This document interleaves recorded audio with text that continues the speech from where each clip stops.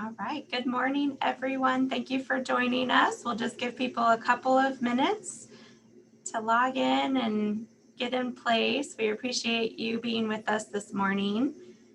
We have a very fantastic speaker with us that you all will learn some very great information from. I'll give it about 1 minute or so.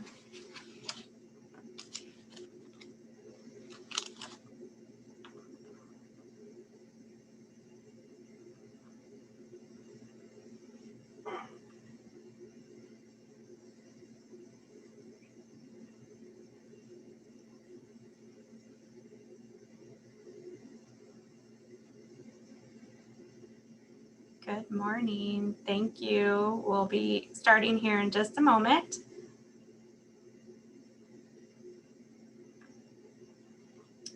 All right. Well, thank you so much for joining us this morning. My name is Andrea Perdomo Morales, and I am the co-chair of Communities Concerned for Immigrants and Refugees. This is a network that is funded in part by Reach Healthcare Foundation. So we're very fortunate to have good partners in our community that allow us to bring opportunities such as this one to you all this morning. So Communities Concerned for Immigrants and Refugees has most recently started a series of bringing together individuals from our own community for us to be able to understand more of the immigrant experience, the refugee experience. And so we are honored this morning to have Mariya with us. She is going to be sharing her personal experience and journey of coming through Afghanistan, and we have much to learn. And if anybody has questions, we definitely will leave time for questions at the end. It'll be about the last 10 minutes of our programming this morning. And you'll notice that down at the bottom of your screen, there is a little box and it says Q&A. Please, at any time throughout the presentation, please enter your question in there. And that way we will make sure to get to them in the order that they were received at the end of our presentation. Also, you'll notice that we are recording this program this morning. It will be posted up to our website and also on our Facebook page. Our Facebook page is Immigrants and Refugees KC, and we hope that you'll join us there to learn more information about upcoming events and be able to get information from local resources. And then we are looking forward to hosting some forums here in the coming months. So without further ado, I am going to turn this over to Mariya, who we so appreciate your time this morning, and thank you for allowing us to sit alongside you while you share your experiences and your journey. I'll turn it over to you. Thank you so much. Thank you so much. Thank you for having me.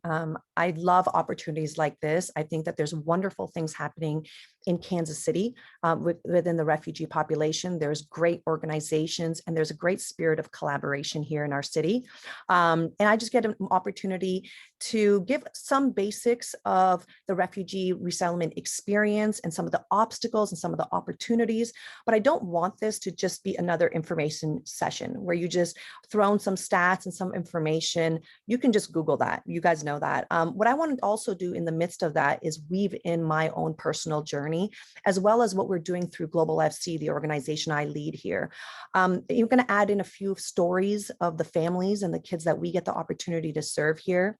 So I'm the executive director of an organization here in Kansas City called Global FC. We work with the refugee population families, but directly mostly with the youth. We provide various programming, long-term support for the kids to empower them, to support them so they can get unleashed back into the world as thriving citizens. I always say that Global FC is kind of a treasure box stories.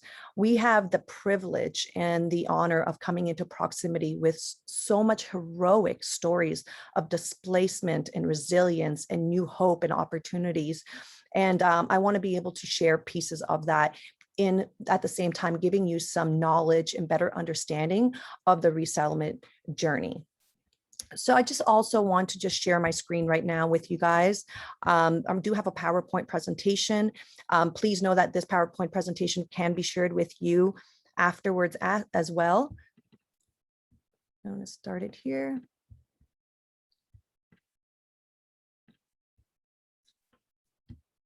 Okay. So what are our goals for today ultimately as well? Of course, as I mentioned, I do want you to walk away with a deeper understanding of some of the basic immigrant refugee information, the resettlement process, the experience and the obstacles of when they come here, arrive in the US. Also just the deeper rooted issues of the refugee youth. Let's be honest, these kids are going to be our future workforce. They are the future, part of our country.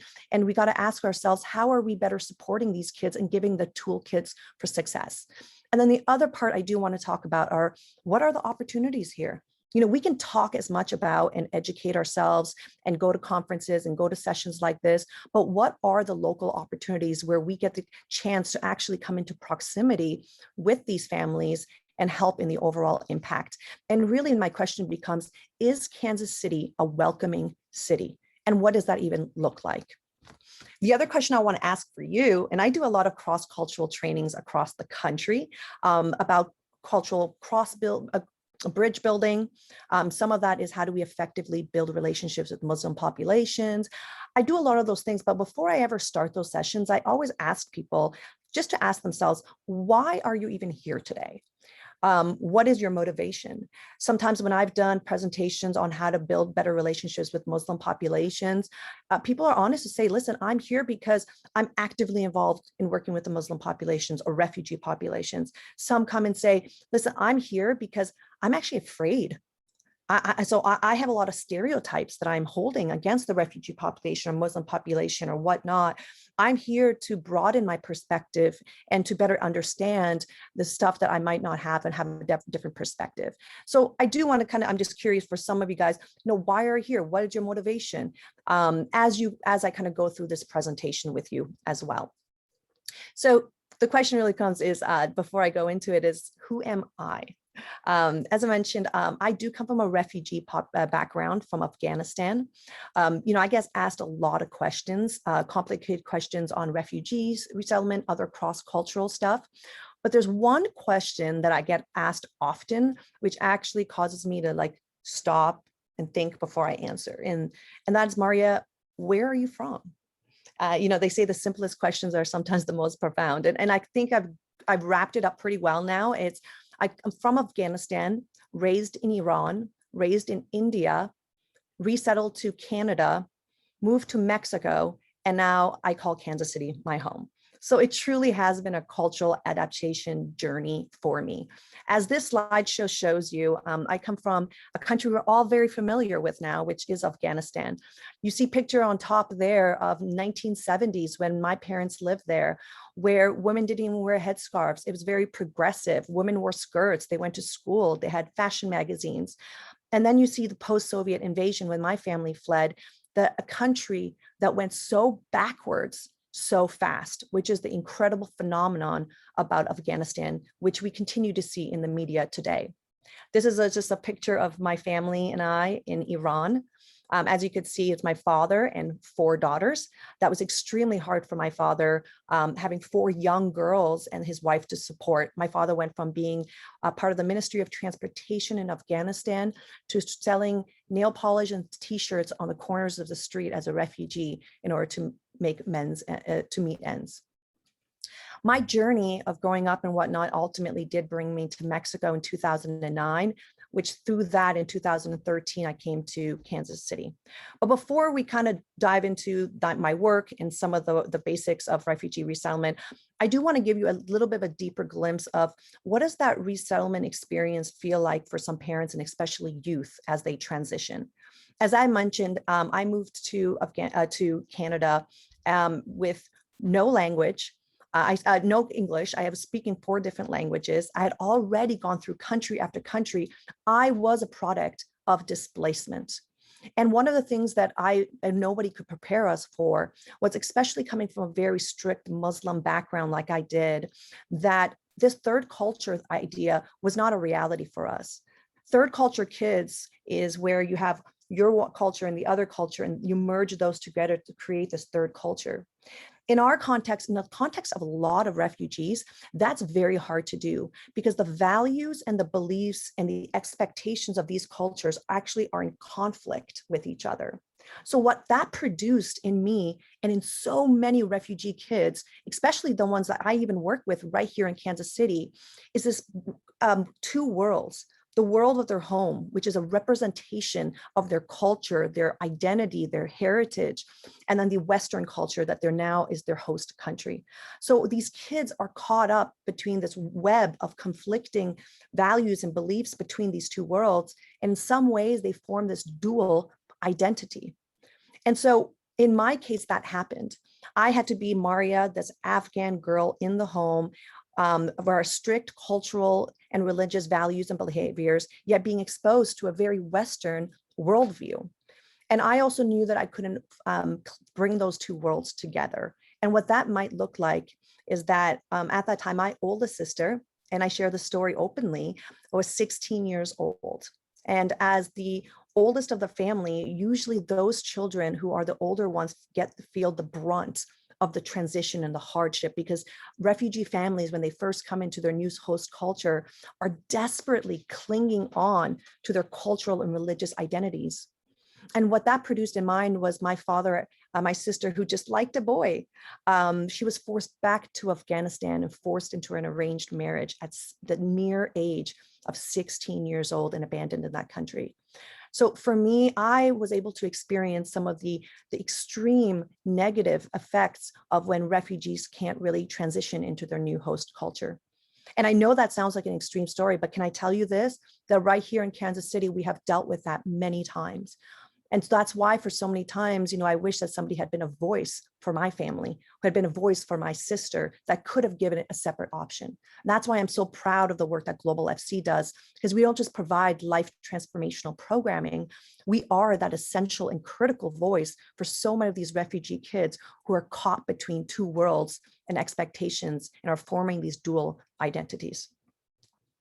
So I'm going to kind of jump back into parts of the story later and weave them in, and including what motivated me to start Global FC as an action, a local action to the national and global refugee crisis. Before we do that, I do want to kind of give an overview of some of the refugee and immigrant stats and understanding. So these are the different immigration statuses that you would say. The one that I commonly work with is refugee, and that is who primarily Global FC is involved with, the asylee and asylum seeker, the DACA, and the undocumented. The refugee definition is really very, very, very clear. You have to be forced to flee your home country because of persecution, war, or violence. There is well-founded fears of safety due to race, religion, political affiliation, or nationality. Places like Haiti and whatnot who experience natural disasters, they cannot have the opportunity to be refugees because natural disasters is not under the umbrella of definition for refugee. That form of refugee says that they cannot return home without significant risk of death. And they are protected by international law through the United Nations. And the refugee means that you literally crossed a border to a neighboring country and are seeking asylum there. You don't get refugee status from the country of conflict. You have to go to a secondary country to be considered being a refugee, and that country has to accept you as a refugee. Another very important point that I think we all should be aware of, that refugee is not an identity. It is simply a legal term. I think that sometimes even when we just define these people years and years off as refugees, we're constraining them as their legal term, but that's not what it is, because before they were ever a refugee, they were a worker, they were a father, they had all these other experiences before that. So sometimes I do, even though that is a legal and proper term to define refugees, once these refugees come here, we like to transition and say new Americans, or, and all that, so that we don't limit them to just that legal term. Refugees are forced to live as strangers. As you know, many of them are not even lucky to come to the United States. I think one of the big misconceptions that a lot of people have is that anybody can just come here. What is not understood, that there is a long, long process for you to even be considered to be a refugee and put in an application with the United Nations. And this is an extreme vetting process that has gotten harder and harder throughout the years. So by the time a refugee has come into a new host culture, they have gone through a lot of interviews, a lot of paperwork, a lot of waiting. So when they come here, they have put in the work, the hard work. And part of that is after interview, they have to retell their story so that there's consistency in their stories. So imagine this, they have to retell their trauma story of losing families, losing loved ones, loss over and over and over just to prove that their story is consistent so that they can come here and be approved. They are put through trauma after trauma after trauma through their trauma stories. So it's an emotional experience, and many stay in the camps for years before they are considered. The average wait in a refugee camp is almost 7 years. This last year with COVID, this has even become more extreme. People that were approved and ready to go, or people's processes that were cut short and they weren't allowed to come yet. So these processes take a long time. And also just to let you know, there are only 10 countries worldwide that actually have resettlement programs besides the United States. And that's Australia, Canada, Denmark, Finland, the Netherlands, New Zealand, Norway, Sweden, Switzerland. These are some facts today. These are the most current facts. There are over 82 million people as of the end of 2020 that are forcibly displaced worldwide. We have never seen a greater displacement of humans in the history of mankind than in our generation today. I'd like to just say that again. We have never seen the movement and the displacement of people in human history today than ever before. That is an extraordinary thing, but I think for us, it's also a great opportunity. And when people move, there are opportunities. It's not only this negative stuff. And I think that again comes back to if we as a city are receiving a tiny small portion of this huge displacement, what is our role to welcome and to empower and to support them to become new Americans? 20.7 million of these displaced people worldwide are refugees. 48 million are internally displaced. 4.1 million are asylum seekers. 5.7 million Palestinian refugees, and now a huge flow, which is 3.9 million Venezuelans that are displaced abroad. And one of the most astounding other facts that you have to know that out of all those refugees, millions, almost around half of them are under 18. So that means that children, mostly of those refugees are children who are displaced. So another stat is 1 new person becomes displaced every 3 seconds. The largest group currently displaced is the Syrians. 51% of the world's population, displaced people are children. So what is the ceiling cap now? As we know that the former administration, due to the Trump administration, brought the ceiling down to extraordinary low numbers. As this new presidency came, they promised us new numbers, higher numbers, and that promise was put on hold for a while, but now the government has come through and have promised that we are going to see a ceiling of 62,500 new refugees relocated to the United States. I am thrilled to say that the last few days I've been getting text messages and emails from social workers and the resettlement agencies letting us know that they're getting people. That a social worker called me and said, I'm on my way to the airport to pick up a family from Afghanistan. How can I say, what's the best way for me to say hello? When I hear that, that gives me a lot of hope. And I got an email yesterday saying that 8,000 new Afghan families are going to be resettled in the US, and Kansas City will also be receiving them. So our biggest resettlement agency here in Kansas City is Jewish Vocational Services. They are one of the primary partners for Global FC, our organization. They actually were the first partner, and we work alongside each other in many different ways. But they are very honest to say, listen, we work with the families and we give them direct support for employment, housing for the first 3 months, and when, for the next 3 years possibly. But we don't do anything to help the children. There is a lack of secondary support, long-term support programs that work directly with refugee children. And that's why Global FC comes into the picture, that we get to lock arms with the resettlement agency to provide that opportunity for the kids. I've heard that Kansas City is projected to resettle about 800 people within the next year. That's very exciting. And also the Kansas City population for refugees. It's true to say that Kansas City does not have the huge numbers like other larger cities, but there is one defining fact that actually the Kansas City Star had put in one of their articles, which what makes Kansas City's refugee population different is that they plant roots and they stay. And that's a wonderful thing. And one of the factors is the cost of living. There is a flow of second migration of refugees from other cities that come here. And ultimately, the refugee population in Kansas City is in the tens of thousands. These are just some of the numbers that I had mentioned before. These are again just some stats that most of the refugees waiting for refugee status are in developing countries.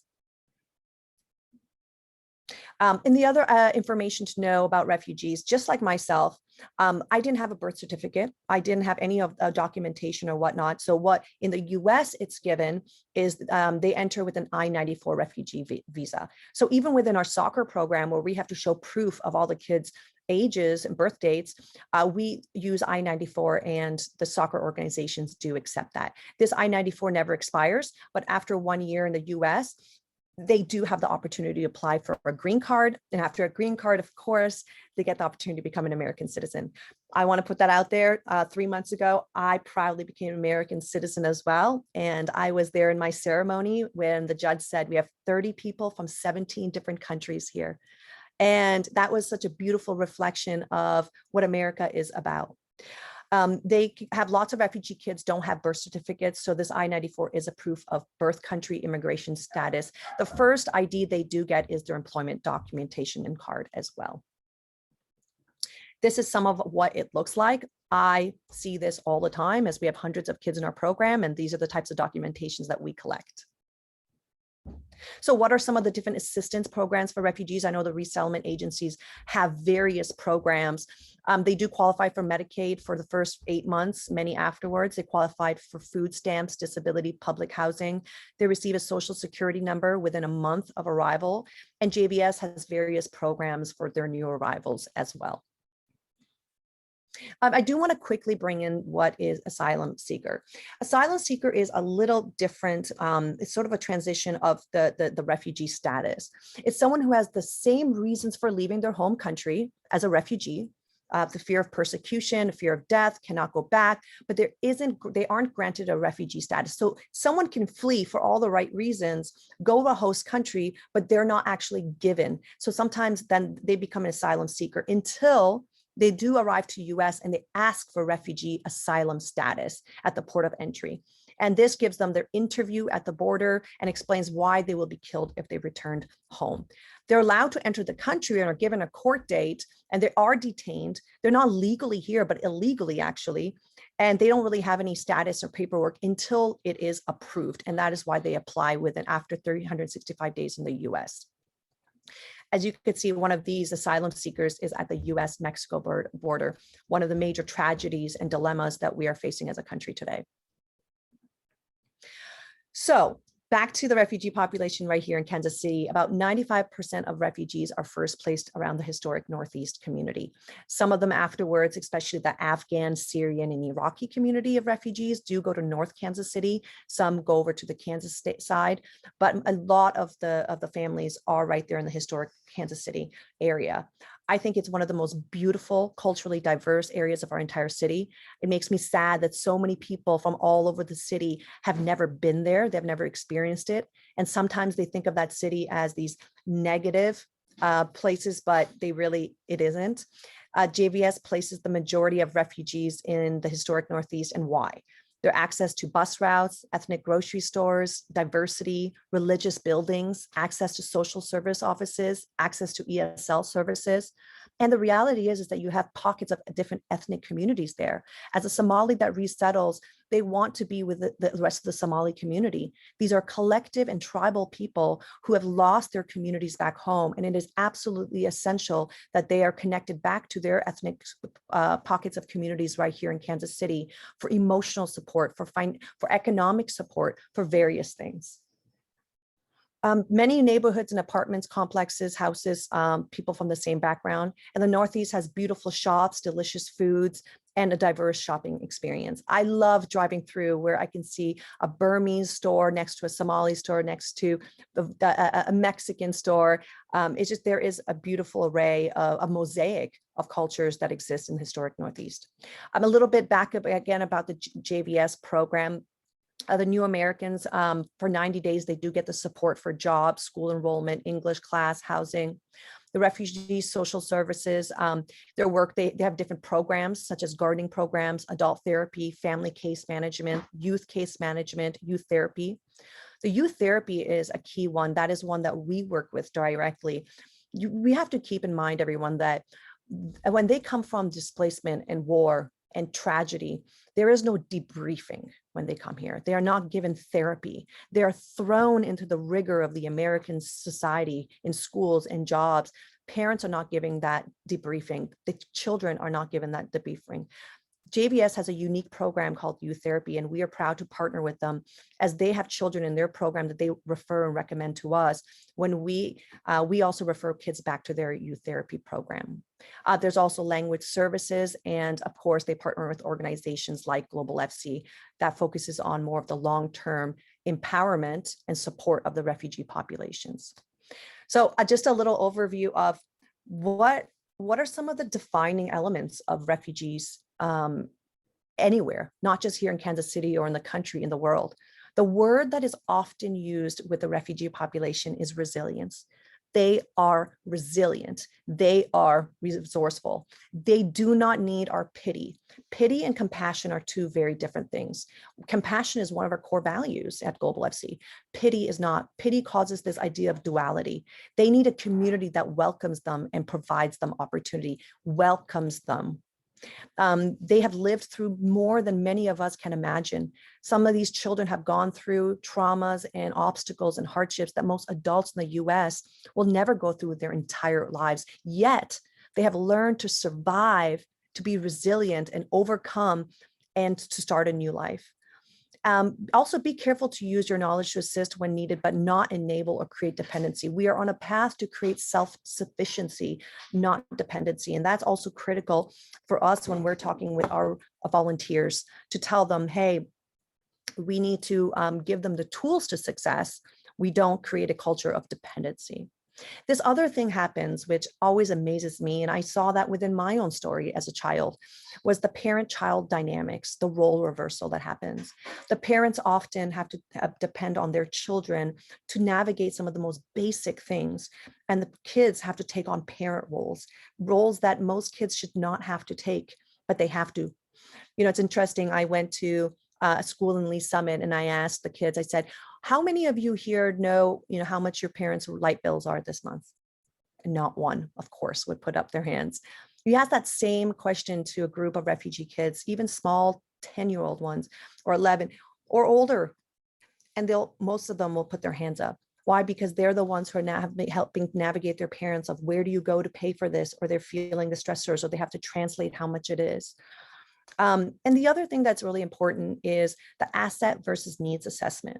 One of the things that does make Global FC different is, we understand that we advocate for their cause. We want to share their stories of displacement. We want to talk about the fact that they've come from war, all these hard, tough aspects of their journey. But we also don't want to just stay there. We want to introduce these positive narratives. And our work is not just about needs assessment. It's about donations and food supplies and all that. There are wonderful organizations in the city that do that and do that very well.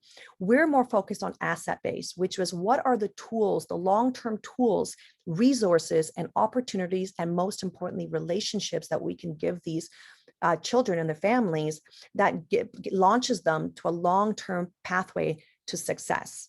And so another part of that is we're not just going to share the mission and the heart of our mission about just displacement.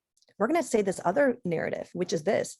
I've got a kid a Sudanese boy who speaks 4 languages. I've got kids who speak 3, 4, 5 languages who have already experienced hardships, have already had to conquer major obstacles, who are already taking on adult roles as children. Wow, can you imagine if we come alongside them and give them the tools and unleash them back into the American culture? Not only does our economy flourish, the social fabric of America benefits from this type of engagement and support. I want to take this opportunity kind of as I transition into the work that we are doing right here in Kansas City. I think that by kind of explaining what we do here will also help increase your knowledge about the refugee experience. And as I do that, I'm going to switch over to a video.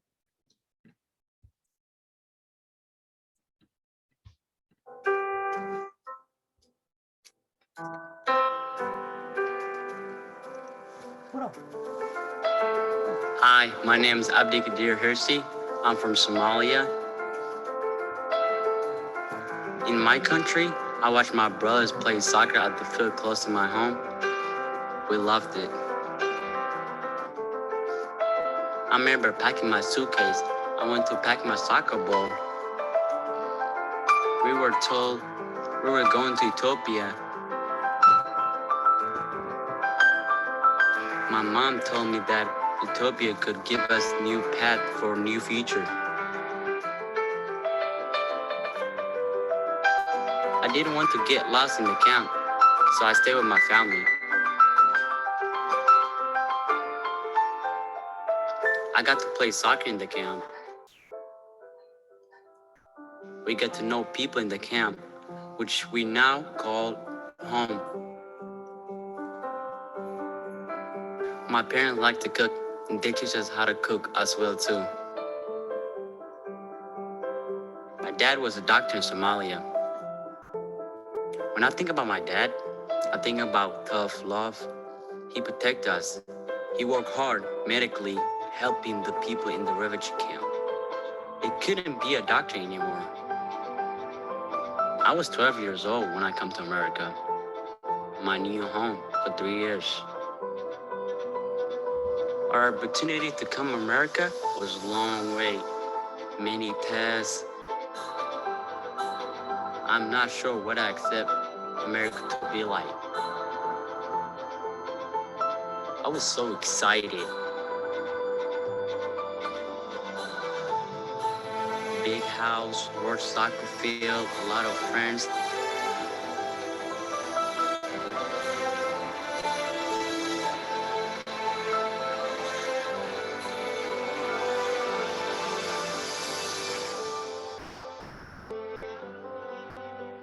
I remember the first time walking on the field of community center in Kansas City. I met Mariya. I met Global FC.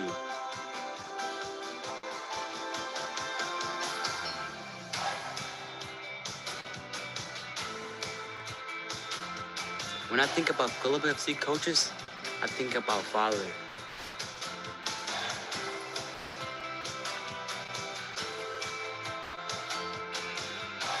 Tough like my dad. He challenged me. He teach me. I feel confident that I can go to my Global FC community.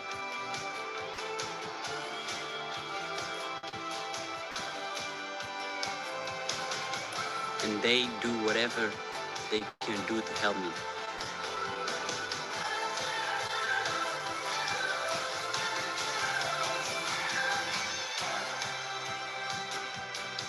I met kids in Global FC from all over the world. We come from different cultures, but our stories are the same.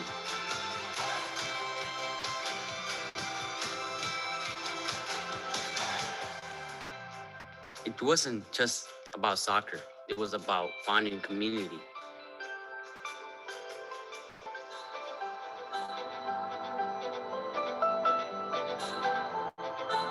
I didn't speak any English when I would come to America 3 years ago.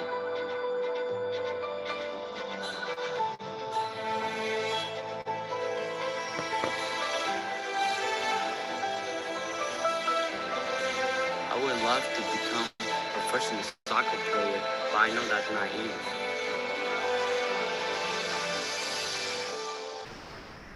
I would like to become a businessman one day.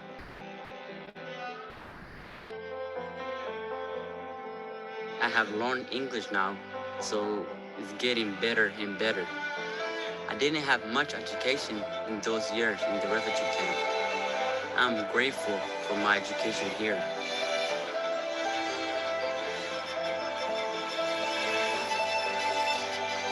Family, education, community, and soccer, these are the things that are important to me. They show me who I am and where I wanted to go. I came to America as a refugee, but we were not always refugees. Being a refugee was part of my family experience. But now, I'm Somali American.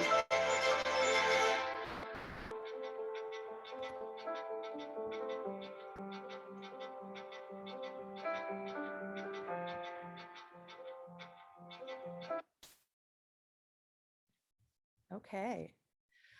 Well, let me go back here. So that boy is Abdi, who's a Somali American and been part of our organization from the very beginning. He came into our programming merely days after coming into America and has been part of our community for a while. As you could see, Abdi's story is the one story, but it's a reflection of thousands and millions of stories around the world. And it's a reflection of even my story. I do want to share another story with you. I promised that I would. What motivated us to start Global FC here? In 2013, as I moved here, it was the height of the Syrian refugee crisis. It was really not just a national, but global debate and dilemma about refugees. We saw horrific images of children being washed up on shore who were trying to escape in boats, people trying to just find new opportunities. And these images haunted our minds. And while the world was debating and also protesting on the streets like never before, we also saw a gap between what does that really look like in terms of action in the local community. I think one of the most powerful things that I have experienced, and I'll be honest with you, early on, I used to judge even my own neighbors, my fellow Americans, that you don't care about this. But what I've learned is not that people don't care. They just don't, it's not that people don't want to help. They just don't know how to help. So how can we create bridges and walk with them for opportunities of engagement with refugee populations so that it's not just because you're a social worker or you work at the resettlement agency, but you are a mom who has a job and works, or a man, that you can still have those opportunities to get to know the local refugee community better. So how did that began? During the height of the Syrian refugee crisis, I had the opportunity to go to Al Mafraq, which is a border village and town in Jordan and Syria. At that time, the largest refugee camp in the world is in Sudan and still is. This one is the world's second largest refugee camp, holding the largest amount of Syrian population there. There was, at that time, 80,000 people. And I went there, I prepared my heart and I prepared my mind to see the devastation of war and displacement of the children. But what I wasn't prepared when I went there to see how children are in fact also the powerful bridges of peace and reconciliation back into their homes. What I also saw at the UN camp was little soccer fields being built to promote healing and for these children, even before they know what the next step of their life may be. So when I came back to Kansas City, I was not in any way interested in building another organization, another ministry in a country that is bombarded by programming. What I wanted to do was to find and use a relevant and meaningful tool. And that was soccer. Soccer is not only a sport, it is a universal language. It speaks into the heart of so many. And even when these kids, I used in post-genocide in Rwanda for reconciliation of children who were forced to become child soldiers, to go back into just being children again. And Nelson Mandela famously says, sport has the power to change the world. It has the power to inspire, the power to unite, and nothing else does. Sport can create hope where there's only despair, and it is more powerful than governments in breaking down racial barriers and laughs in the face of discrimination. Wow, why wouldn't we use that right here in Kansas City, this one of the soccer hubs of America, to not only engage the youth? One of our key objectives is to engage the household. And that is something we're going to talk about in a few minutes and why that's so important. We are in pursuit of the household. So ultimately, our essence is that Global FC is not just an organization. We are a community that exists to bridge diverse cultures to come together, forming just communities where all are free to be fully known and fully loved in their greatest purpose and potential. The reason we put just communities, and that's so critical, is my definition, our definition of injustice is when, be it war, hunger, displacement, anything stops an individual to pursue their greatest potential and skills. That is an injustice. So at Global FC, if we can help remove some of those barriers, we're creating a just community. And we use soccer as our vehicle for transformative impact. And we only have one toolkit. And in that toolkit are three essential things. There are resources, opportunities, and relationships. Our long-term, obviously, programming is our education and mentoring, which we can dive into later a bit. But I do want to bring up something, this word empowerment. I love JVS, but you'll even notice one of their taglines says, we empower refugees. We are adamant at Global FC that we don't empower anybody. To say we empower anybody is sort of arrogant. We believe that in the United Nations perspective, youth empowerment or empowerment in general is the ability for them to create choices and make choices for themselves and inform choices freely. So what we do for every kid is we give them the toolkits, and those three essential things are in there. And then what they do with that toolkits to empower themselves. And that is truly the path of self-sufficiency. As I mentioned before, we have various reasons why we use soccer as a tool for positive change. The UN recognizes sport, especially soccer, as a tool to improve physical and psychological conditions. These kids might not be given therapy, trauma therapy at all, but that on the soccer field, that is part of their therapy. It's a one place where they can really just be a kid. This is another more in-depth understanding of refugees that I think most of us forget, but it is absolutely critical. For us to have created any effort to work with refugee populations, work that is sustainable and long-term, we could not approach it from a Western individualistic purpose. The Western society is an individualistic society. It's a guilt-based society. Majority of all refugee populations come from communal, tribal, collective senses of identity. So we had to build programming from a worldview level that met them at their identity, which meant that Global FC could not just be an organization that is individualistic and just works with the kid. It had to be collective. It had to engage the whole household. Most of our Global FC kids come from that tribal communities, which is central to their sense of identity. So that's why our family engagement efforts become so vital and so strategic for our success.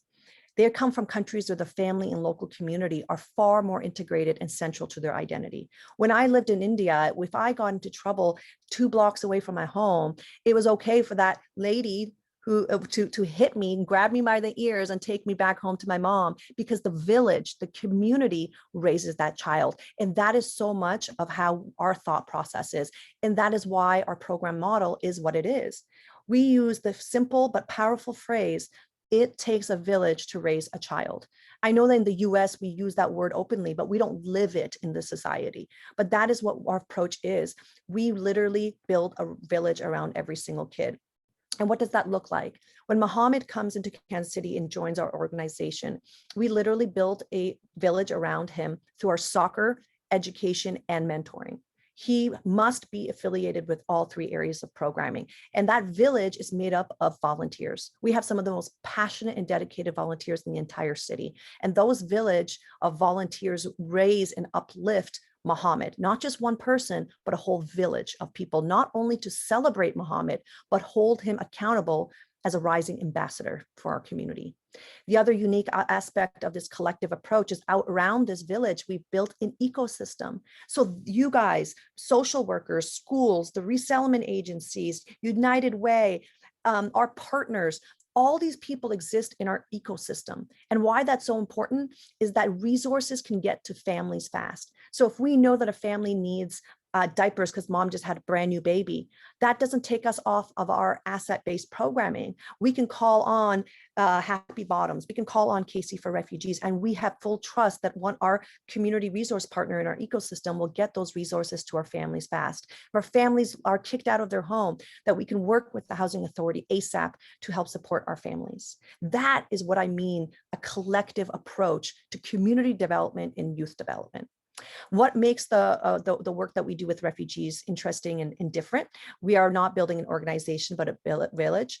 The other ideas is all three areas of programming, soccer, education, mentoring, are major gaps that exist for refugee kids, not just here in Kansas City, but across the country. And so we do that and we advocate as a voice for youth. Like I mentioned before, I wish that somebody had been a voice for my sister, how different her path might have looked back, different than have been sent back to Afghanistan. We're also building and developing community leaders and bridging communities of refugees and American-born children. When they play soccer in the field, that is not just soccer, that's cross-cultural bridge building. And where they can, on that field, economics, trauma, past experiences, finances don't matter. They're equal on the field. And we've talked a little bit about how we fill major gaps of programming for both education, soccer, mentoring. These after-school programmings are very limited to refugee children. As you will get this PowerPoint afterwards, you can dive into this more. There are incredible assets and strengths of refugee and immigrant youth. That is why we are so excited to work with them.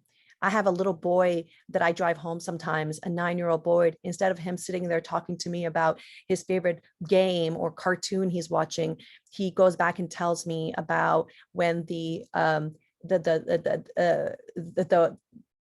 workers or people in the war that they had, and that they had the people who had been killed, the other people. So he's telling me all these stories about these rival gangs and rival stuff that are happening back in Congo and how he witnessed death.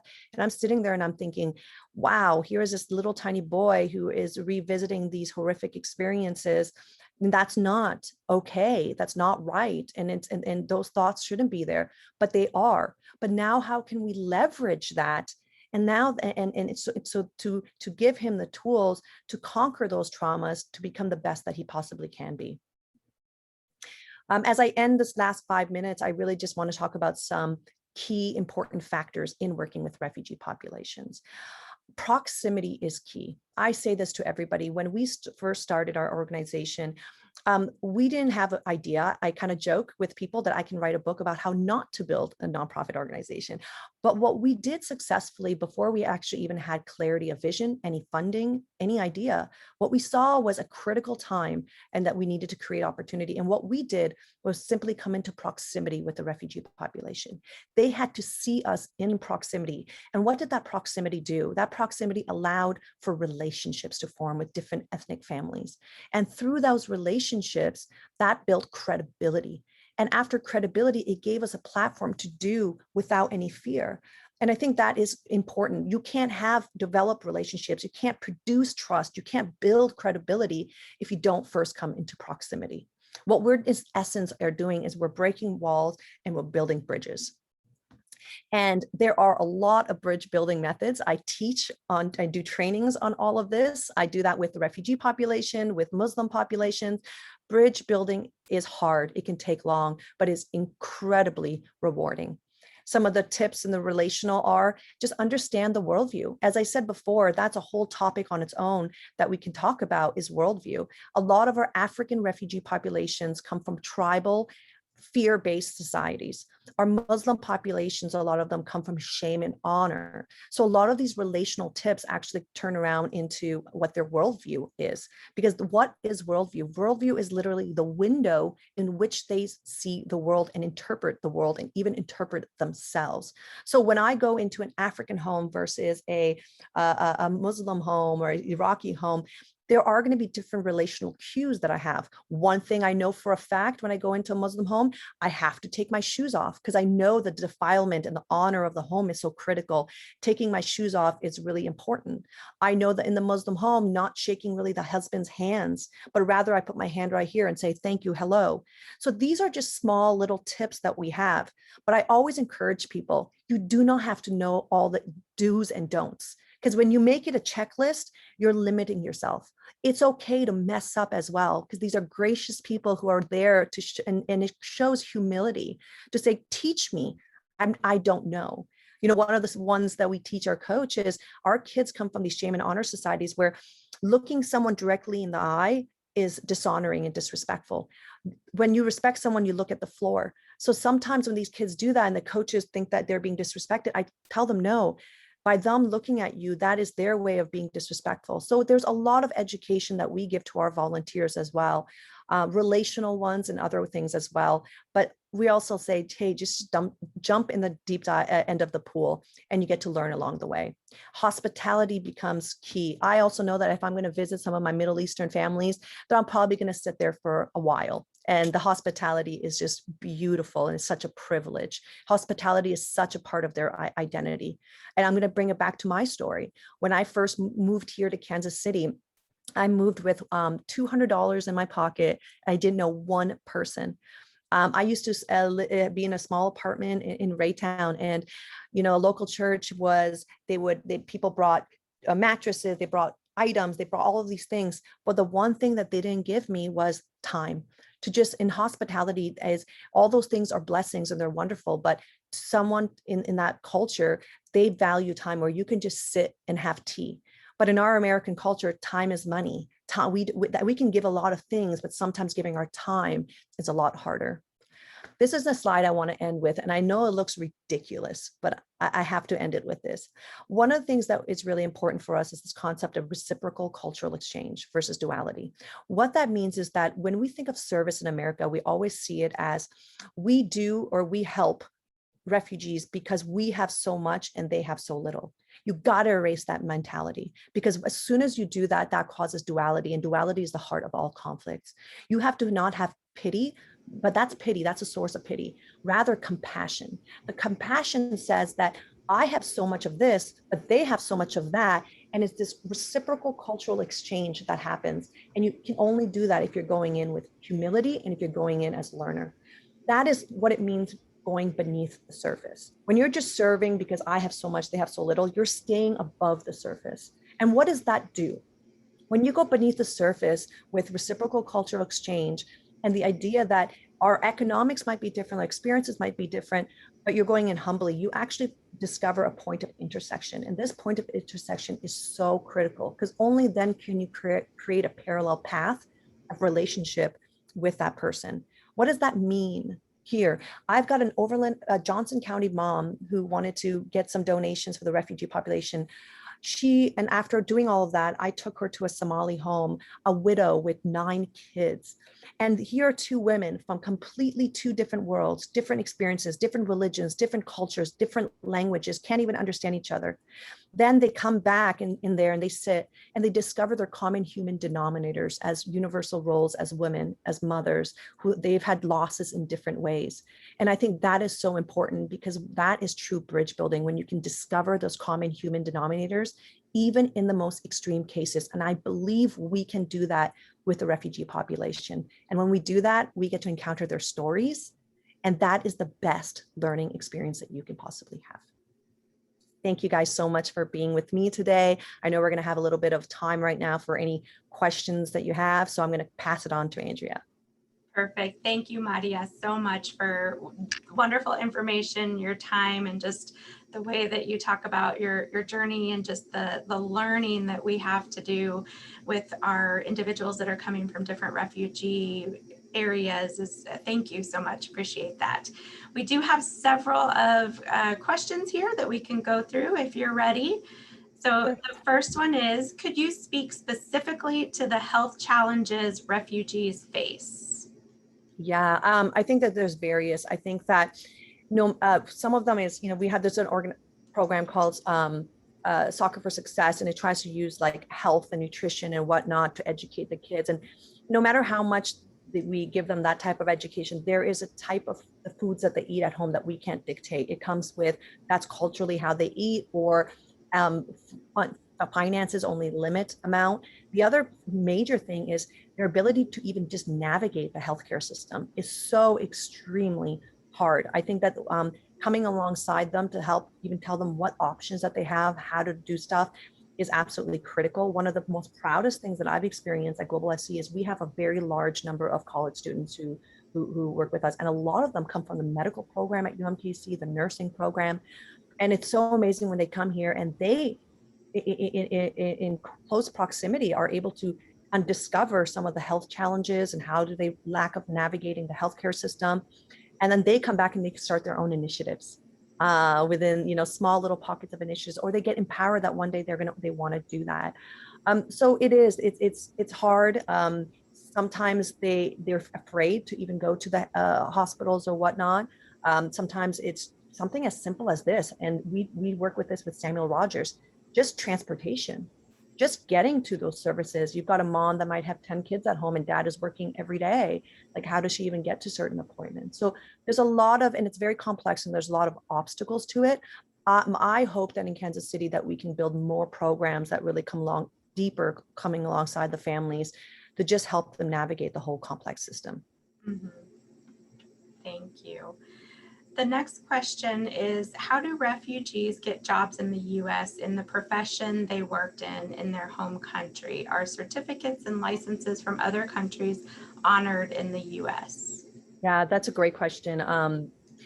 So that is hard. A lot of them could have been doctors back home and different things that, it's just hard because here's the reality. When they come here, even if they are eager to go back into the professions that they want, and technically, if they put in the hard work and the time, they could get some of these certifications. But let's be honest, they're in survival mode. They're thrown in the deep waters here in the US, and they have to just float. And refugee families have a high population of children in every home. Dad, is he going to choose to go get certifications or go find a job 7 days a week, 10, 12 hours a day to keep afloat and to raise their children? So I think it's a couple of things. It's hard to get those certifications because the language barriers, and a lot of those certifications they had back home are not honored here. And I've dealt with this with the boy Abdi that was in the video. His father was a sort of a nurse, a health practitioner in the refugee camps as well. And he tried, and it was very hard for him to be able to reinstate his licenses. And then it's the other dilemma that we just talked about, is they don't have the time to be able to do that because they have to desperately support their families. There are some refugees who come who are like translators for the US government in Afghanistan and whatnot. Because they're already coming in with a higher language proficiency, they have a greater chance possibly to be able to pursue some of those certifications. But when you've got language and family and economic barriers in front, the ability for them to go and reinstate those licenses and certificates is minimum. But I really am passionate about that cause. I think and then the other thing is the humility factor. We have a family whose father was a lead politician back home who has incredible skills. And I was trying to encourage him, let's get you back. I can try to get you a job at the mayor's office and this and that. And he looked at me and it was one of the most unbelievable things. And he said, I'm okay with being a janitor for the rest of my life if that means that my son can have this new future. And it's just such a powerful testimony of the sacrifices so many of these families have and parents, and there's no pity on themselves. It's a powerful thing. Another one was when he told my husband said, well, what do you want your son to be? And he looked at him, he goes, what do you mean? He's gonna go into the American army. He goes, this country gave me and my family life, so I'm giving my son back to this country. Those are the beautiful things that, the stories that we hear. And unfortunately, those parents that could have the opportunity to continue some of these beautiful professions that they gave so much to are okay with not doing it in order to give their children the next phase of hope. Yes, thank you for shining the light on that it's so many amazing stories that we get to hear of what individuals are thinking they need to give back when they come here, and the contributions that are actually being made that don't get talked about very often. So the last question we have here is, do you have volunteers who teach English to adults? Yes, so our programs are directed towards kids after school ELL programs, but we do have our family literacy program. So our family literacy program, which we piloted last year, and we're very passionate about really launching it. So that becomes where we're trying to teach promote a culture of learning in the home. Because one of the biggest issues is there's a massive gap between the home and the school, especially when it comes to education. And we've done this. We've done a citywide forum a couple of months ago about how to better strengthen family engagement in the city. One of those ways that we can do is how do we promote learning and reading within the home so that they can limit the gap. So our family literacy program is that it's that the parents can be there with the adults, and some of that ELL support and reading and writing happens with the parents as well. Okay, thank you. We do have other questions, but unfortunately we are at time and we want to be respectful of everyone's day. And so just in closing, thank you so much for your time and for putting together such a wonderful presentation. For all of us, we will be able to access this ongoing on our website. And also you have so graciously offered to provide the PowerPoint if that is needed. I know we did have one question on a source for some of the statistics that you had shared, but it is the statistics come straight from the UN pages. The UN, okay, thank you so much. And so really, this is a great opportunity for all of us to learn about what the journey really is truly like and how it is a give and take opportunity for everyone. And by having that diversity and celebrating the diversity in our regions is only going to make us stronger. And so thank you for your time. And we hope that everybody has a wonderful day. Take care. Thank you, everyone.